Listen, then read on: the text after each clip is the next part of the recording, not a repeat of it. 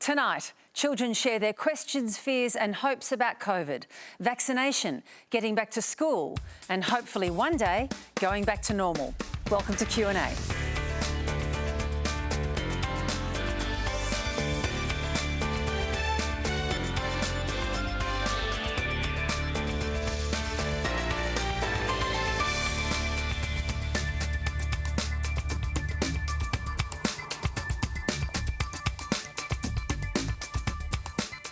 Hello and welcome to the program. I'm Virginia Trioli and we're coming to you live from Melbourne tonight. Joining me on the panel, Year 11 student Arth Tuteja, paediatrician and child health researcher Dr. Anthea Rhodes, epidemiologist and paediatrician Professor Fiona Russell, and in Sydney Year 12 student Petria Houvardas. And you'll know him from Coronacast. He's also on the board of the Research Alliance for Children and Youth, Dr. Swan. And it's great to have you all here. Good evening. Thanks for being here. Right. And remember, you can stream us live on iView and all the socials. Quanda is the hashtag, so please join in the debate. Well, our questions tonight mainly come from young people, and that's the focus this evening. So our first question comes from Lucia Xavier. Hi, my name's Lucia and I'm 7 years old. I just wanted to know why my mum and dad are getting the vaccine and me and my little sister are not. One of the biggest questions you can possibly be asked right now. Fiona, we'll start with you. Why is little Lucia not getting the vaccine? Lucia, what a fantastic question that you've asked tonight, and thank you for your question. Now, what happens with kids is that, by and large, this disease, this infection, coronavirus or COVID, is very mild by and large in kids your age, and most of them don't get very sick. But unlike your parents and your grandparents and doctors and nurses, they can get very sick and end up in hospital, and so it's really important that they get vaccinated first and then afterwards, because otherwise, if they do get sick, there's no one to look after you. So it's really important that they get vaccinated so they don't get sick. And then once later this year, probably maybe next year, then children about your age, under 12 years old, may be able to get vaccinated too. But there's not a vaccine that's available and being tested in little kids under 12 just yet that's been tested and ready to go. But maybe next year that'll be something for you, Louisa. Anthea, is that still the right focus? Of course, it's being tested at the moment, and we could get to, maybe Swan can speak to us about the trials that are going on for the Moderna and the Pfizer vaccines overseas in very, very young children. Yeah. Is it still the right focus that very young kids don't need it? Well, at this stage, we can't offer a vaccine to a young child until it's adequately tested, it's been through all the appropriate processes to know that it's safe enough and effective enough for children of that age group to have. So we're simply not there yet, actually, Virginia, when it comes to children in the age group that we've just seen. Obviously, the conversation for children who are a bit older is different. When we're looking at children over 12 and up through to 16, then we know we have something that is safe and effective for that age group, and really that's come to the forefront of discussion now. The question is, should they be prioritised? Petria, what do you think of the question there by Lucia? I mean, it's a really heartbreaking question. Obviously, she wants to be able to go out, play with her friends and have a normal childhood, and she's deprived of that because she can't get the vaccine. And obviously we definitely have to prioritise adults to make sure that they can look after children, because if they can't, then we have a very, very large problem where the pandemic spreads exponentially and everyone is affected by the disease. So I think that definitely we need to prioritise adults, but I think we need to also look at children and how they can possibly live in the world, because, you know, their struggles are immense as well, and them living in a normal society is very important.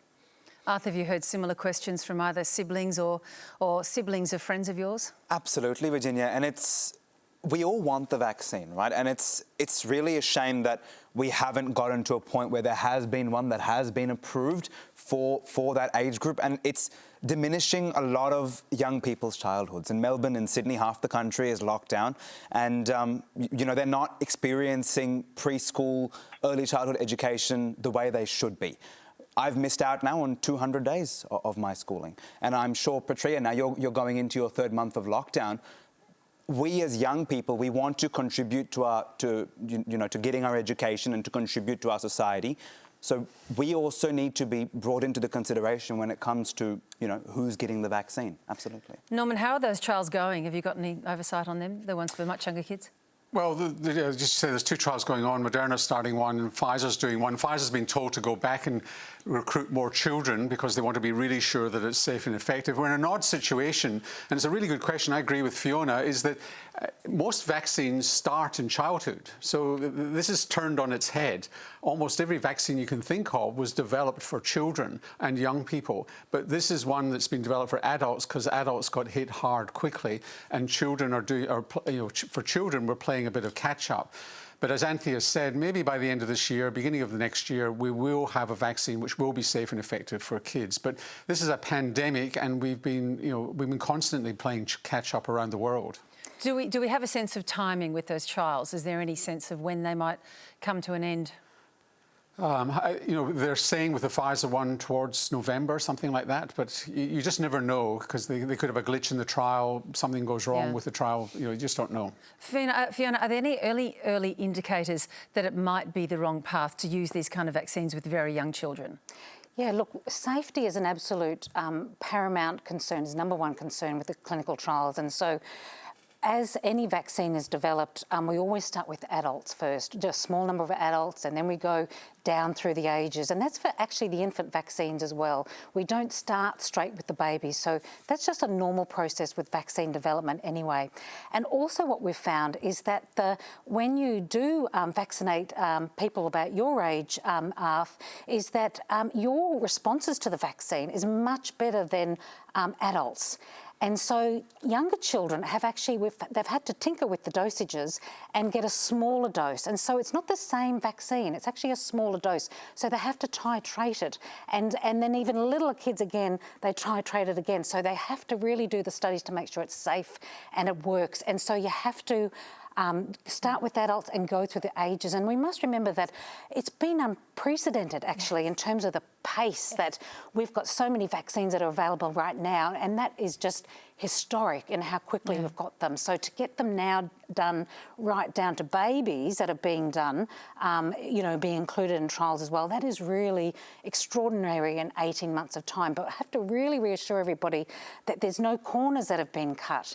And so these studies are being done under the strictest conditions. And as Norman has said, they go through these regulatory bodies called, in the US it's called the FDA, in Australia it'll be the TGA, but to make sure that they're really safe. We'll get to some more about the vaccine a little later in the program. We've got some questions about that coming up. But let's bring in Anha Karim now on Skype. Anha, you're in Strathfield in Sydney's inner west, which of course is in the strictest of lockdowns there. Good evening. Nice to have you on board.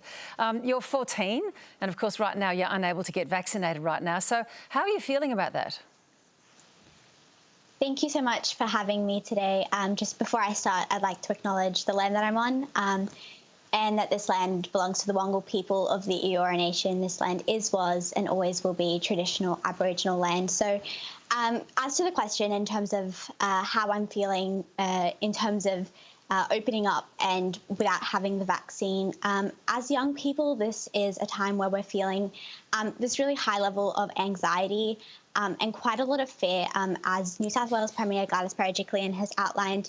Once we hit the vaccination target of around 70 to 80%, we might begin to open up. But obviously, as young people in the 12 to 15 age bracket, we haven't actually gotten the vaccine yet. So it's really, quite frankly, quite terrifying for us young people to see that we're about to open up, but we don't know if we're going to be safe. And obviously, we've seen that the Delta variant, unlike previous variants, has caused hospitalisation and even death amongst young people, whether that be internationally or in Australia. And that's really quite concerning for us. It's caused a lot of anxiety among young people, and what kind of exacerbates that anxiety is this level of frustration that we're feeling not getting answers from people like politicians. There's such a lack of transparency, of accountability. There's a lot of mixed messaging, and it becomes quite confusing and frustrating for us. So I know that for myself, this is a big fear, knowing that my parents have been vaccinated, my grandma is vaccinated, but as a person who's not vaccinated, potentially going to school, and as you mentioned, an LGA of concern, that is very scary and causes a lot of anxiety amongst us, and really, to a point, quite unnecessary anxiety, because as young people, we are often really disengaged from conversations that do definitely affect us. So I think that if health professionals and politicians can involve us and ask for us, it would definitely decrease the sense of fear and anxiety. And have you got a question for our panel this evening? Yes. So my question to the panel is, considering that the TGA has approved the COVID vaccine for children aged 12 to 15 in Australia, and it looks as though Scott Morrison may roll out vaccinations for young people tomorrow.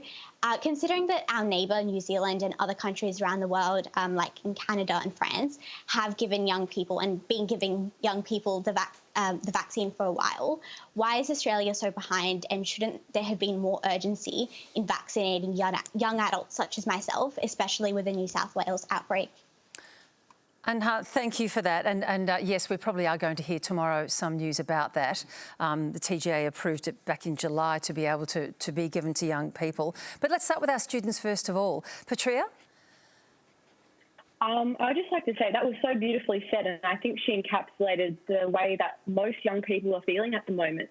We want to go back to school, but we want to go back to school if we're safe. And I don't think not being vaccinated provides that safety. I think if we were to go back and act like, we're not living in a global pandemic, that would be very problematic. And, it is a very scary thought that I could catch COVID and give it to someone that I love. And I think every young person faces that dilemma that we can't get vaccinated. For example, I have just booked in my vaccination. I'm getting it tomorrow. It's going to take me 8 weeks before I can get my second dose. That is really, really hard, because Pfizer is a 3-week wait. But instead, I'm going to have to only be exposed with one vaccine. That's supposed to be, my second one's supposed to be coming in during my HSC, which is also another big thing. Yeah. The fact that I can't actually access my vaccine within a time where I'm safe from, COVID during my HSC. So it opens up a range of questions. How can we go back to normalcy if there isn't actually protection for people in that 12 to 15 bracket? We need to prioritise children, because a third of the cases of COVID are actually coming from, 0 to 19. That is, crazy. And we'll get to and we're going to talk a little later as well about just how serious that illness is in young people, because the figures are high. You're quite right. More are definitely developing the disease and going to hospital as well, particularly overseas.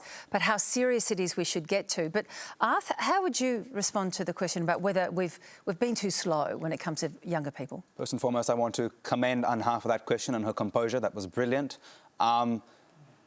Israel right now, they've vaccinated 78% of their population above 16, and they're now experiencing the biggest surge in cases that they have since the start of the pandemic, primarily in that age group, your age group, Anna, 12 to 15-year-olds. I'm 16, I'm yet to get my vaccination. I've booked myself in, but it's a big area of concern. I'm an asthmatic as well. I've got an 80-year-old grandfather. I live in a multi-generational home. I've got a big family. Not being able to protect myself, and therefore, I go to a city school as well, and I travel on public transport. So there's the feasibility that I catch it on public transport. I then possibly could even transmit the disease within my school. I myself could get really sick, and I could transmit it back at home as well. And we should be now getting to the point where 12 to 15-year-olds, if it's been approved, why has it not? Why have we been so slow? And I don't think that's a partisan issue. I think that is, that's an issue that we have to address, but it's not partisan as such, I don't think. Well, I know Norman has some views on the rather, how do you describe them, clod-hopping TGA? You say they're just a little too slow for your liking. Well, I just think we've got double standards here. It's been said that the Doherty model says 12 to 15-year-olds are not a significant group in terms of spreading. Well, that's probably not indeed the case. When you're over 12, you do actually produce more virus. We have all this talk about how children are suffering and young people are suffering from being in lockdown, and yet the TGA approved 12 to 15, and we still haven't got a program out there for immunising 12 to 15-year-olds. We will, but we don't yet. The one reassurance in all this, and the other thing I want to say with the point that Anha made, which I think is very important, is that we've not listened to voices from the communities in this pandemic, which is why we've had a problem in the Northwest Corridor in Sydney, in Melbourne, in the southwest and western suburbs of Sydney. If we'd gone into those communities and be led by the voices of those communities, then we would be in a different situation now. And we should be listening and being led by the voices of children and young people. And we do need to do that. The one reassurance is that it is milder in the 12 to 15-year-old age group. So you're unlikely to get seriously ill. But it's true, you can pass it on. We're just in a difficult situation at the moment where we just haven't got the supply at the moment, and that's one reason for delay. Israel hasn't been immunising down to 12 years old. Other countries have. Britain doesn't immunise down to 12 years old either, unless you're a high-risk group. So it's very patchy around the world, which I think shows neglect of that age group. Anthea, I just wanted, before we go to our next question, just ask you, has it been too slow? I mean, should we have moved faster with getting to that group? I think this is a question we've been asked a lot through the pandemic, looking back and thinking what could we have done differently. And we've had a situation where we've heard the analogy, building the plane as we fly it, and it's very easy for us to reflect on decisions all the time and think we could have done this differently, we could have done this more rapidly. What's really important is the opportunity we have now going forward, where we're all sitting in a situation here and saying, this is a priority. Let's look at what we know about transmission. Let's look at what we are hearing from young people about their fears and their willingness to be vaccinated, and accelerate into the space so that we can make a difference. All right, our next question now comes from Monique Angelic. So the majority of young people today are choosing to get the vaccine in order to protect their wider community and their loved ones. However, there are still people who completely refuse to get the vaccine on the basis of information that they've seen through social media. What would you say to these people? And is it possible to make an informed decision on whether or not you get the vaccine through information that you've seen on these platforms? Thanks so much for that question, Monique. Petria, let's come to you, because I know that you've noticed this yourself about conversations, information that kids are getting from, even from at home, from parents and stuff they're seeing on social media. I think the mass media and social media is very dangerous, because we hear a lot of misinformation and there is no way of challenging that, because you're in a pandemic, you're not at school. Young people, they're in an environment where they're with their parents. If their parents say to them, I don't want you to get the vaccine, they're not going to get the vaccine. They can't go to school and have constructive conversation with another person. For example, if I was at school and someone said to me, I don't want to get the vaccine, I can have a discussion, a detailed debate about why or why not. Maybe guide them and want them, encourage them to get the vaccine. But instead, what's happening is you're seeing misinformation. I saw a video online of this girl explaining how an mRNA vaccine actually works. And the comments were, this is misinformation. It was factual information that you can look up online. But instead, it was this complete debate about, no, it's not true, stop spreading misinformation, you're a disgrace. And it was attacking this young woman who was actually really explaining it very well and communicating a message very clearly. And instead, it became this social media frenzy, and that's very, very dangerous, because young people will take things as Bible. They won't challenge it, and there's no area of proving if something's wrong, because there's no opportunity to do that on social media. And so we take things as they are instead of thinking it more critically, which is what school does actually. School allows you to think critically. Zoom calls don't allow that. Online learning does not allow you to do that. So we're stuck in this state where we're taking things as literal instead of challenging them and overcoming that, and encouraging vaccination, which is very important and very critical in our strategy to overcome COVID. Arthur, where are you seeing your friends getting their information from? We're very fortunate, and I recognise my privilege as, I live in a big city. Melbourne's 4 or 5 million people. The general consensus around those around me, the urban population, is that roll your sleeve up and get the jab. And it's surprising. It honestly is, considering Australia's history with, the way in which the public responds to vaccine. We're generally very eager to roll up our sleeve without hesitation. It's surprising that in the supposed age of information, we're hesitant. And as you're saying, Petria, what's the most concerning facet of this is that parents are telling their kids, I don't want to get the vaccine. And when that's the only source of influence you've got at home is your parents, well, you're going to think, oh, I suppose I don't need to get it. we have an infant in the hospital right now, in Victoria, with COVID. So this virus, this Delta strain, obviously knows no bounds. We need to roll up our sleeves. We need to get the jab. That is the only way for us to open back up again. That is the only way for our students to get back into the classroom again. Yep. You know, it's horrible. I want to hear from Fiona on this as well, because, I mean, as someone who works in the Murdoch Children's Research Institute and dealing, you know, hopefully only with solidly established scientific facts, does it bewilder you that there's this maelstrom of fake information swirling around an area that you would like to believe is solidly researched? Yes, look, it is absolutely, Virginia, but we see it time and time again with other vaccines too, so it's not unique for this vaccine, but obviously... You don't think it's more extreme for this vaccine? Well, probably, perhaps so, because it's been developed so quickly and so there's not been enough communications. But I think what's really been missing here, and as with the even for adults, for all of us, has been really targeted communications. And what we really need is targeted communications for the different age groups, the parents, and our diverse communities. And I think it's just highlights really that if there isn't that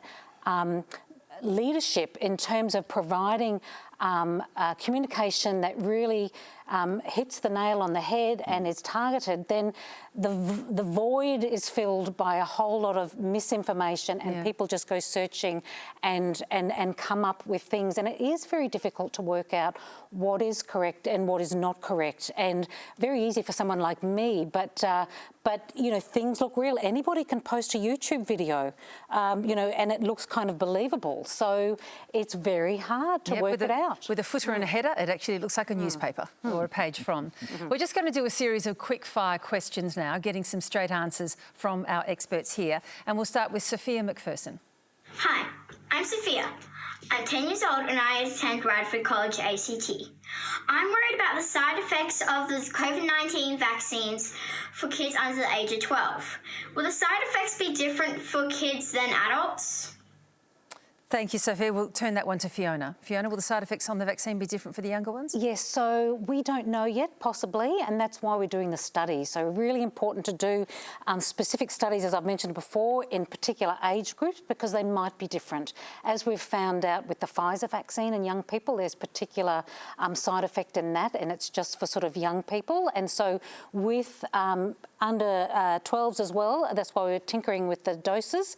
We have to very safely and carefully have a look at that. But the common side effects, I would imagine, but we don't know yet, will be a sore arm, a fever, feeling a bit under the weather for a day or two, but by and large bounce back and come back to normal with a bit of Panadol. So that's what we would expect. OK, our next question now comes from Indy Hall.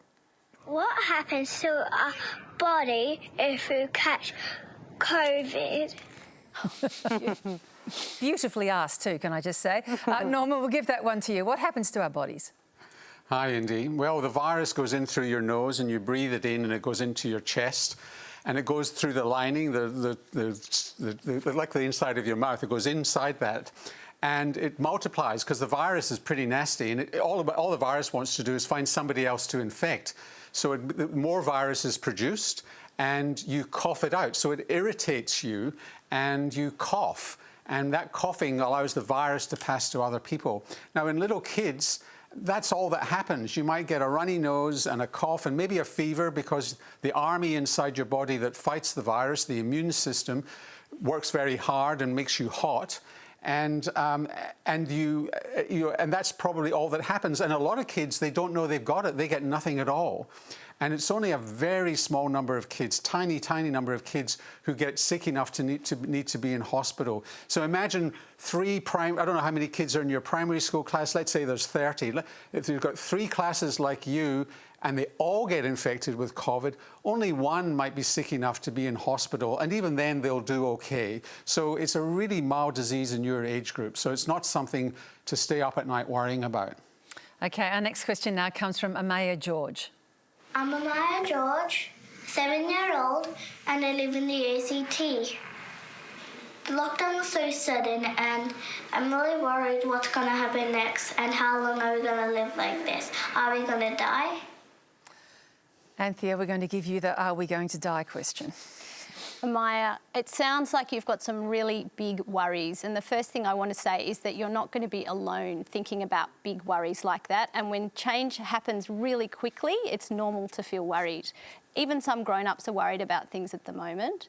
But it's really important that you know that you're not going to die. So here in Australia, no children at all have died from COVID since the beginning of the pandemic. And even all over the world, very, very few children have died or even got very sick from COVID.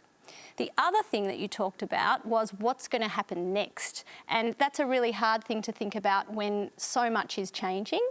And it's important that we tell you we don't exactly know, but we do know that things might be like this for a little while in the lockdown. It might be a few days, it might be a few weeks, but it won't be forever. And if you keep talking to mum and dad about what's happening, then they can keep you up to date on when things are going to change. I'd like to ask Arth and Petria what advice they might give as well to our very worried young questioner there. Petria? I would just like to say we're definitely, in a really lucky state where we live in a great country with amazing medical facilities. And so that's a really, really amazing thing where we know that if we do get COVID, we'll have people to look after us. But I think this speaks to the general disillusionment that young people and children are facing.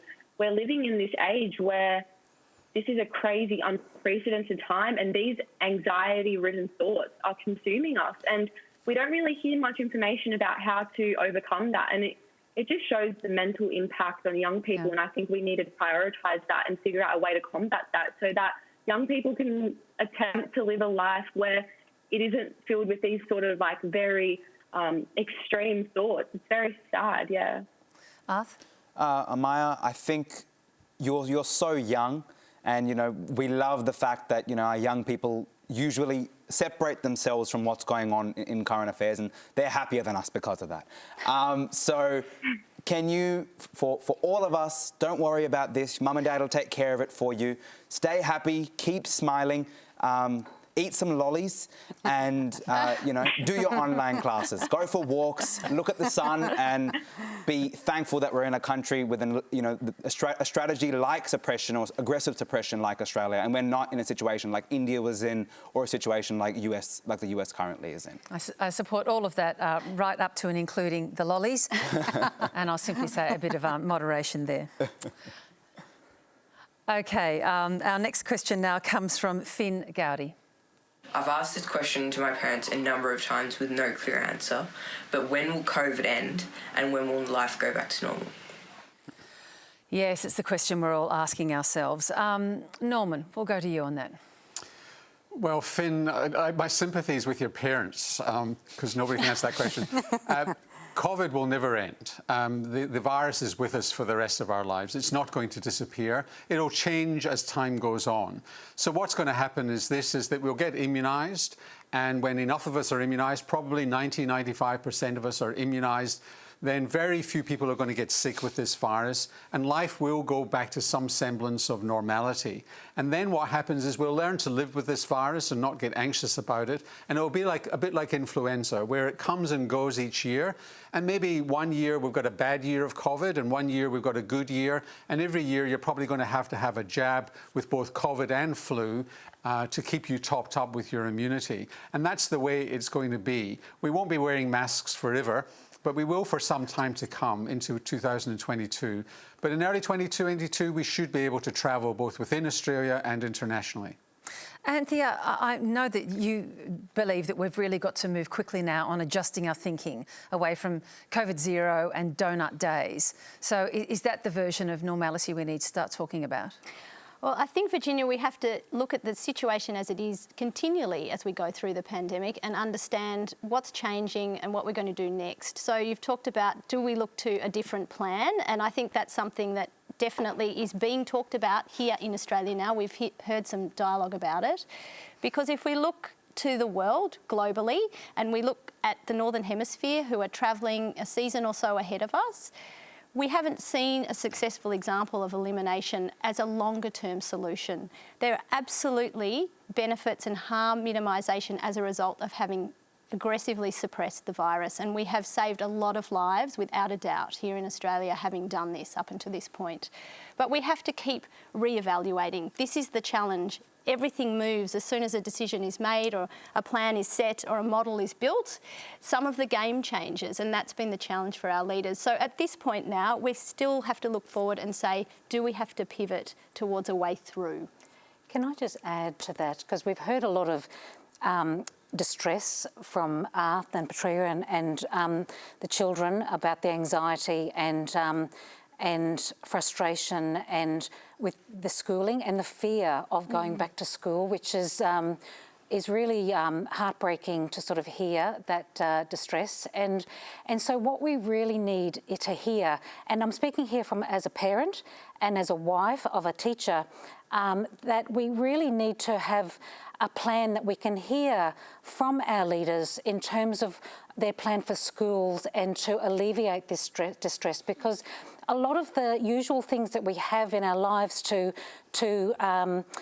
make us feel better have been taken away. And for children and for teenagers, that is school. And what has been really clear in this pandemic is that schools do more than just educate children.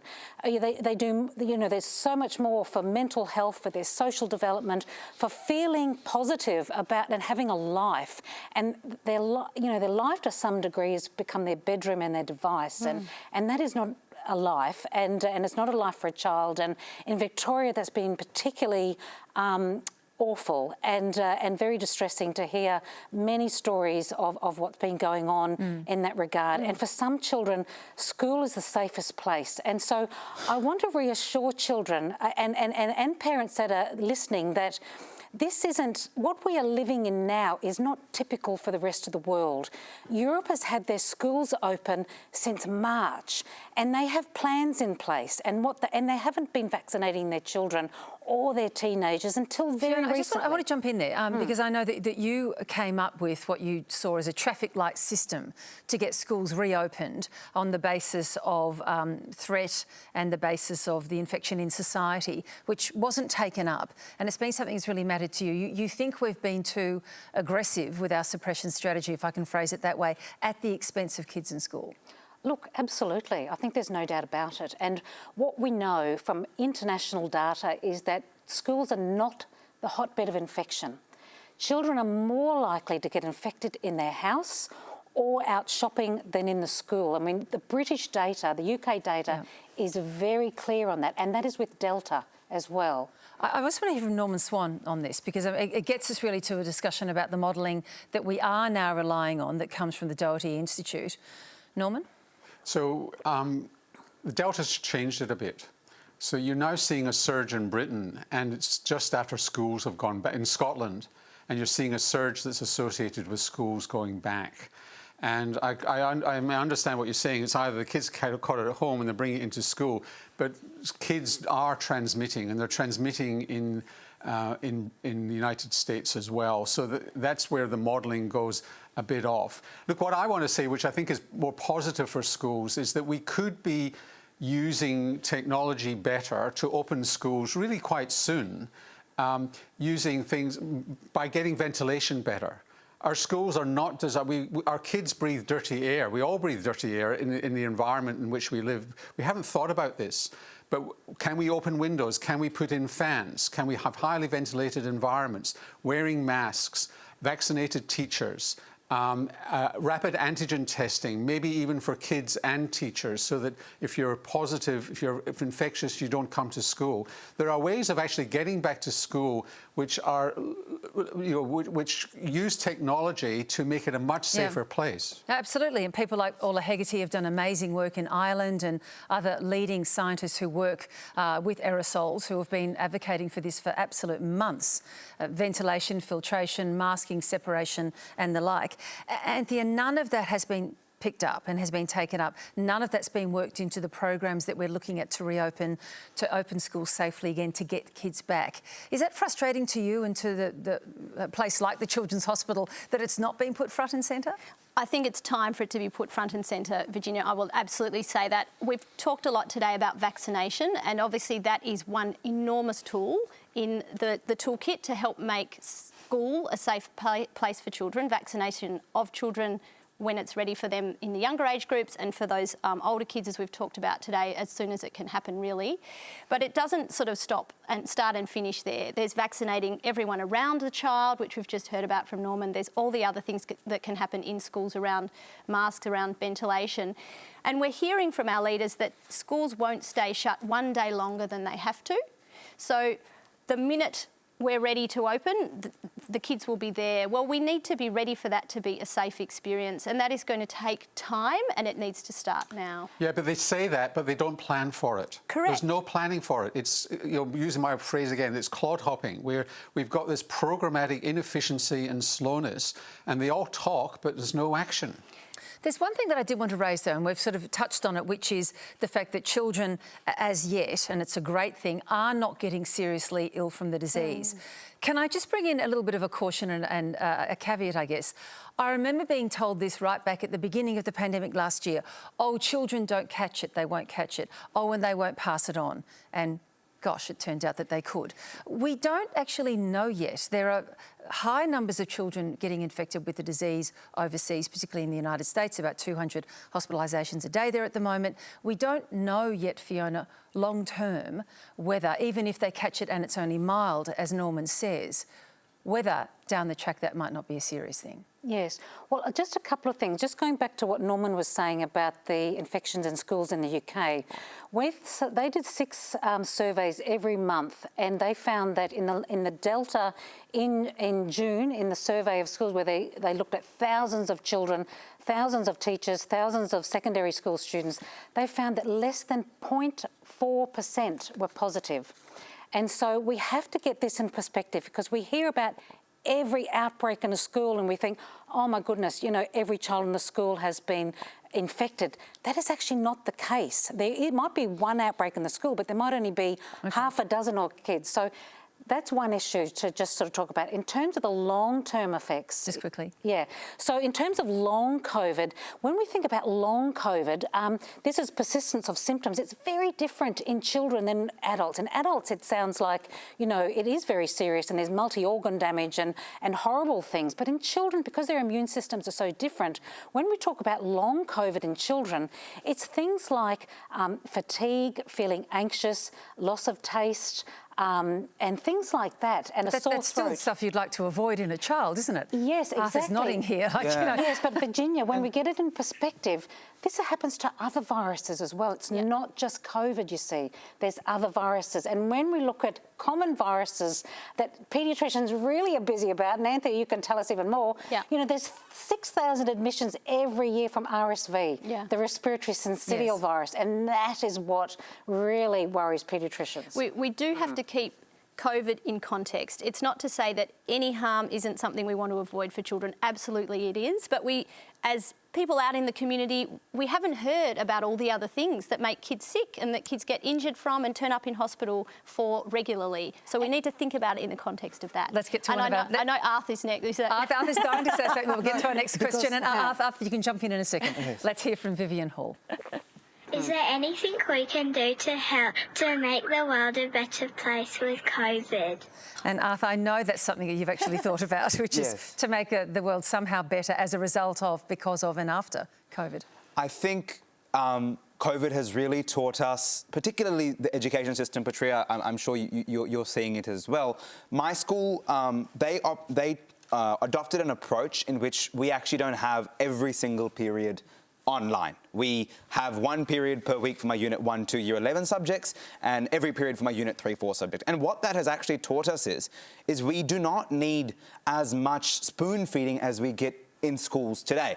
And it's given us actually a chance, particularly in Australia while we're in lockdown, for the curriculum administrations to turn around and say, how can we adjust schooling? How can we adjust our education system to make it more accommodating for our young people? Because if we're putting it in from the get-go that you have to work 5 days a week and you have to do the 9 to 5, but at the same time we're hearing, oh no, but workplaces are changing and we're not doing the 9 to 5 anymore and offices are changing as well, there's obviously a dissonance there. Yeah, there's no correlation between, what we're being taught as young people and what's changing now in the 21st century. Petria, what do you think? I definitely agree. I would think the thing with schools, though, is that they do provide a place of forming connections with people, which you cannot get over a screen. And I think that's the most concerning thing, is that we're going to see a lot of children who maybe have problems having intimate connections with people, which is the biggest problem in our world.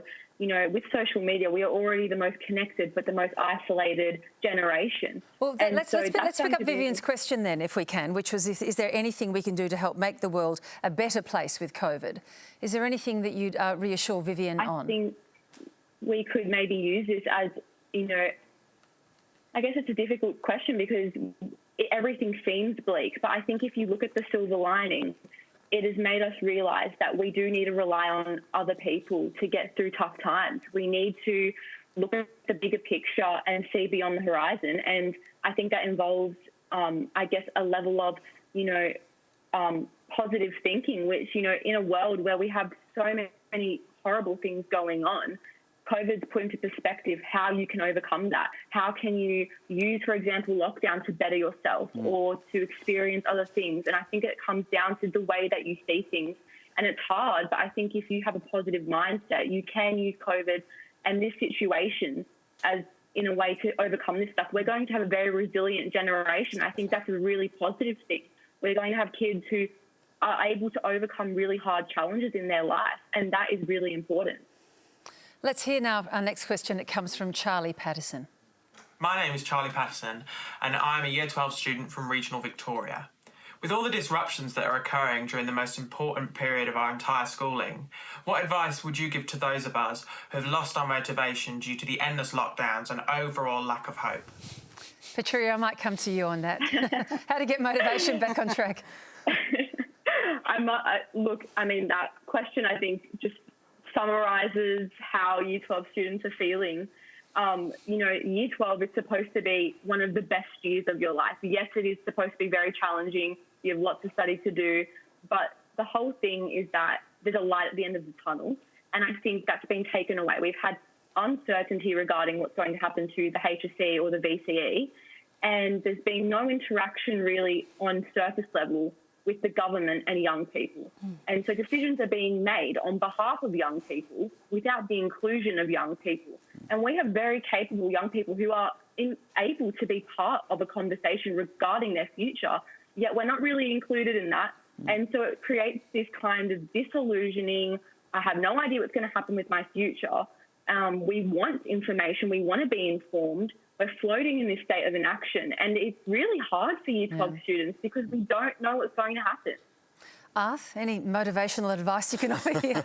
Look, you know, Petria, I sympathise with you, and I understand. Obviously, I understand very, very personally what you're going through, and Charlie as well. You know, we have a very similar lived-in experience. It is really, really hard.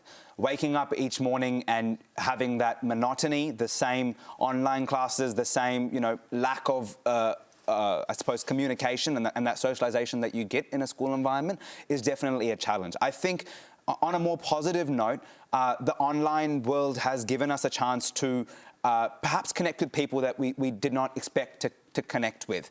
Surprisingly, I've had phone calls from friends that, you know, I wouldn't have expected of over the past couple of weeks, just to see how I'm going. And I think what's different between, you know, New South Wales and Victoria is we're in lockdown 6, which means that we have been told you're going back to school, and then you're not again. We had 1 week between lockdown 5 and lockdown 6, and there's no end in sight on this one either. So it's scary, it's challenging, you're losing a lot of motivation in the process. But Charlie, I think what's important to remember is, as Petria is saying, there is a light at the end of this tunnel. It's not going to last forever. There will be a plan that makes our schools safe for us to return, and keep, you know, steadfast in that. Yeah, I'll come to you, Anthea. I think this is it, yeah. But I do want to hear from Norman, because I know, Norman, you've got some thoughts on how parents play a role here, and that is in managing their own anxieties and not passing that on to the kids as well. Yeah, so 2 things here. One is peer support. Yeah. So what we, again, this is about the voices of young people and listening to them. And this problem has been predicted, and wondering what's going to come next and whether it's all hopeless. So, you know, through Headspace and other organisations, you can find ways to peer support people who've been through this, same age as you, and help you through and talk you through it. And we need to organise more things like that. And parents, look, parents are doing it tough too, and and it's very hard to give your kids hope when you're feeling pretty hopeless yourself. And but I think that taking a break, and not believing that the HSC or the VCE is everything. If things don't work out this year, there are ways of getting back into it.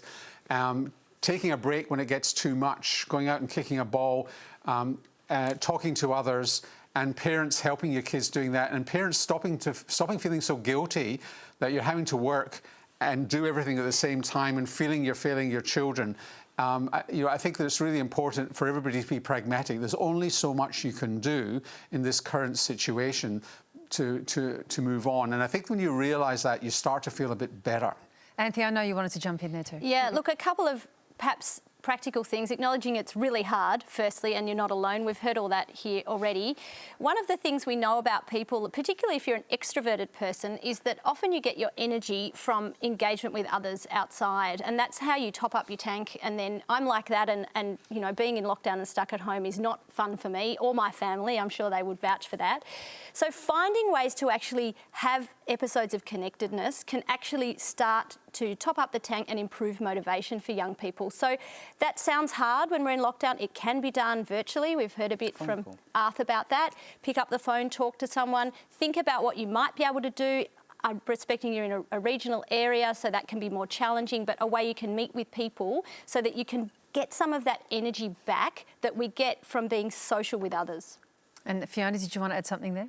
I just want to add that yesterday I spoke to a principal of a school, and I was asking her how all the kids were going in her school, and she said, look, they've just had enough. I mean, they just cannot do this any longer. I mean, this is the 6th lockdown, 200 days I think we've had. How many, you know, so much. The year 11s last year had the long lockdown. Now they're doing year 12. It's just, you know, enough is enough. We really have to have a plan, as we've said before. We have to have a plan. There are countries that are doing this. We need to look to the best countries. We need to get all that sorted out and that plan. And we need to urgently get the kids back to school for term 4. Our next question now is from Lachlan Shannon. Hi, I'm Lachlan, a uni student who moved down to Melbourne from Brisbane in July to study in person on campus for the very first time in my degree. It was all going to be very exciting, and then it all fell apart very quickly thanks to those 2 COVID lockdowns we've had. Now I've been living alone for 2 months, don't know a single person in the entire state, and I work from home too, so this is the closest I've gotten to being outside in quite a while. My question is to Dr. Rhodes, because you've written about the subject and I'm very morbidly curious. What impact do you think this isolation is having on my mental state and that of all of the other young people who might be in the same boat as me right now?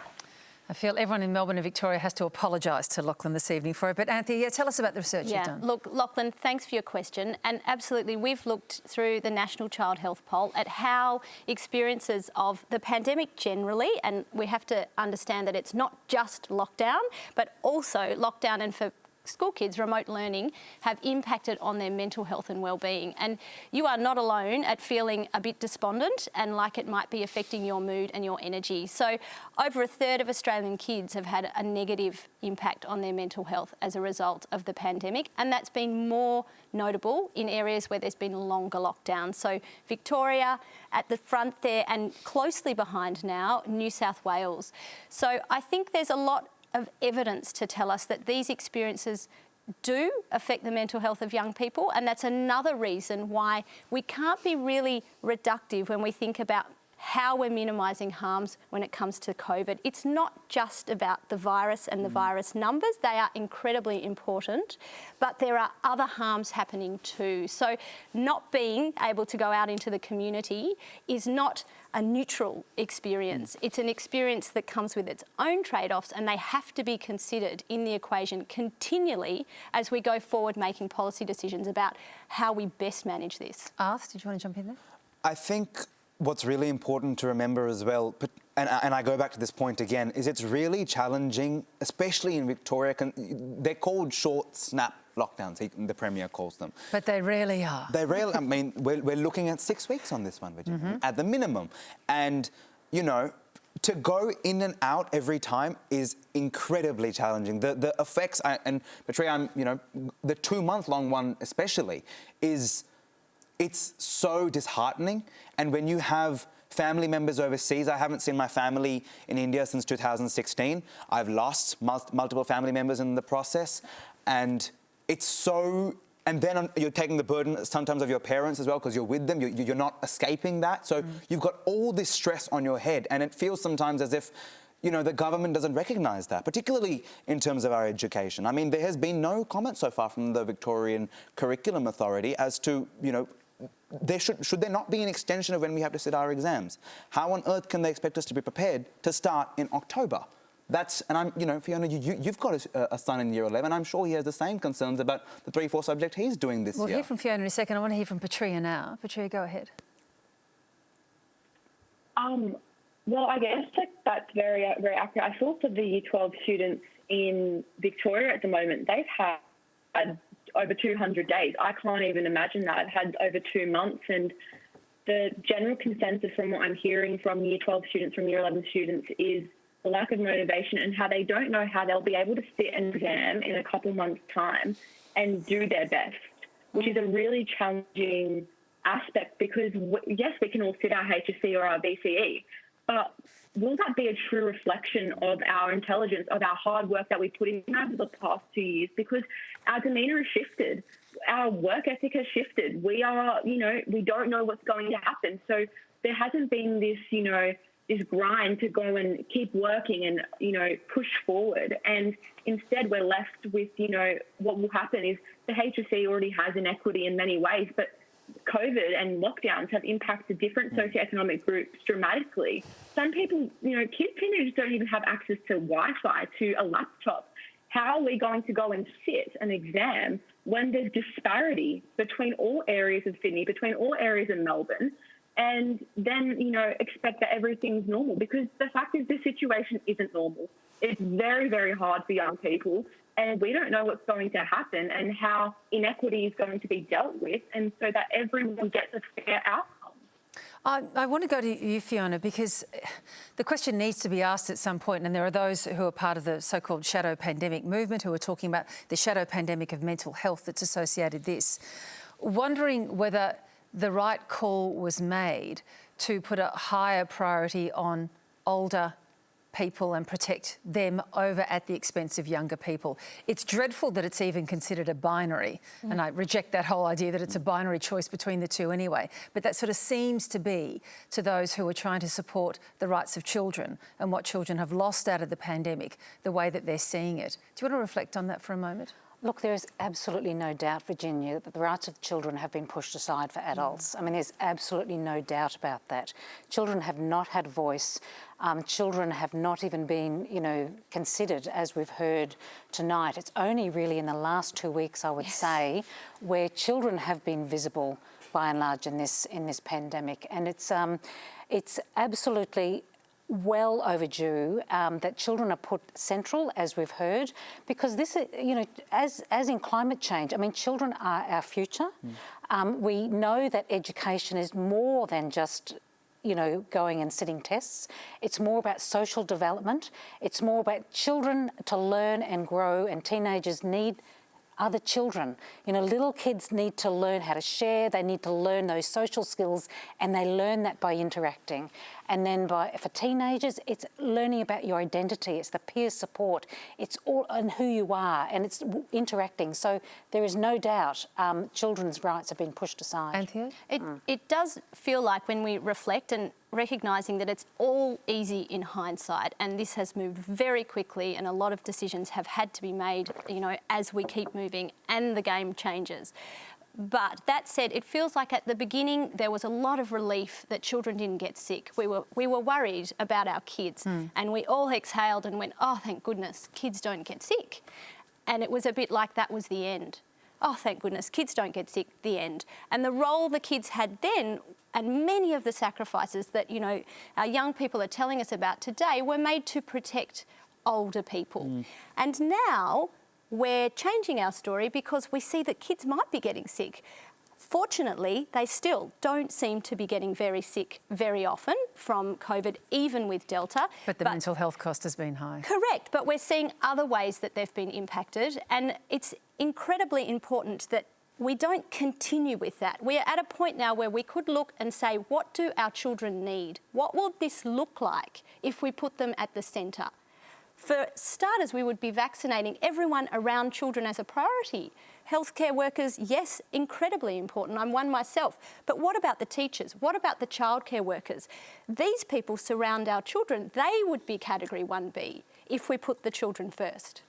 We have a final question coming for you, but I just want to mention that if this discussion has raised any issues for you or anyone you know and care for, remember you can get help from Lifeline or from the Kids Helpline, and the numbers are on your screen now. So our final question of the night comes from young Matilda Blom. Will the coronavirus be here forever? Matilda.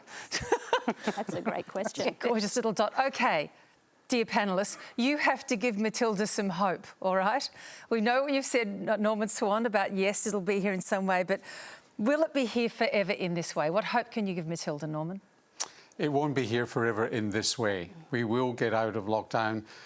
You will be able to see your nan and your pop and your uncles and your aunties. That will happen as we get more jabs in the arms and move forward. So it's going to be very different. And hopefully by Christmas, it'll be the coronavirus as it is now will not be the way it is now. Fiona, what would you say? Look, I would say to Matilda that, you know, fortunately we have our superheroes and they are our scientists. And so they've come in and swooped and saved the day. You didn't come in a superhero outfit tonight, Fiona. You lost that opportunity.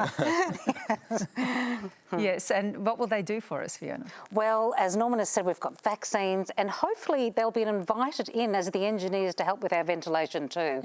And so we're waiting for that. We've been waiting for a very long time, so hopefully that will happen. Anthea? Yeah, look, I think it would be nice if we could find a place where we didn't have this level of fear about coronavirus. So I would say to Matilda, maybe it might be here, but we won't have to even think about it. We won't have to worry about it. It will just be another thing that happens sometimes to some people and our life goes on as normal.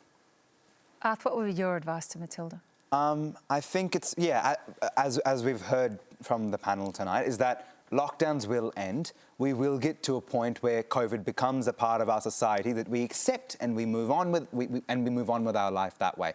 It'll become like a flu. It'll become like a jab that you have to get annually. And as that happens, slowly and surely, I'm relatively sure, and I have enough faith in my government that we will return to some state of normalcy. We will open our borders again, and this idea of closed borders, even domestically, will be something that we'll laugh about in 20 years' time. Petria? Yeah, I think, Matilda, you have a very bright future. This is just a small part of your life, and eventually we will go on to much bigger and better things, and it will become the norm, but it will be better. And this state of, you know, our mental impact and COVID as it is now in the extreme will diminish, and we'll all have a very great future. And, you know, this will all just be some distant memory that we laugh about, and, you know, it will get better, and this is not permanent for sure. And my little bit of hope that I would offer to Matilda is to, I guess, say that your grandparents and your parents have gone through hard times too. They've gone through wars and depressions. They've survived pogroms. They've left countries that have been torn apart by civil war, and they've made their way here to Australia. And that's defined them. That's been the trauma of their life that they would have liked to be without, but instead they had to go through it, just like going on a bear hunt. But they got through it and it made them what they are. And you can perhaps draw down on some of their strength. Ask them how they got through their hard times. And it'll be the hard time that defines you and your generation as well. And if this is any indication, it is quite an extraordinary generation, a resilient generation, and a remarkable one that I cannot wait to see grow up. So thanks to all of you. That's all the time that we have for. So please thank our marvellous panel, Arth Tuteja, Anthea Rhodes, Fiona Russell, Petria Houvardas and Norman Swan. And thank you, of course, for sharing all your brilliant questions this evening. Next week, David Spears will be here on the Big Red Dot for a look at the National Summit for Women's Safety. There's been plenty of talk about that, but are we really doing enough to keep women safe? On the panel will be Australian of the Year Grace Tame, Federal Police Commissioner Reece Kershaw and Shadow Foreign Minister Penny Wong. And you can join me tomorrow morning on ABC Radio Melbourne. Stay safe, good night and go well.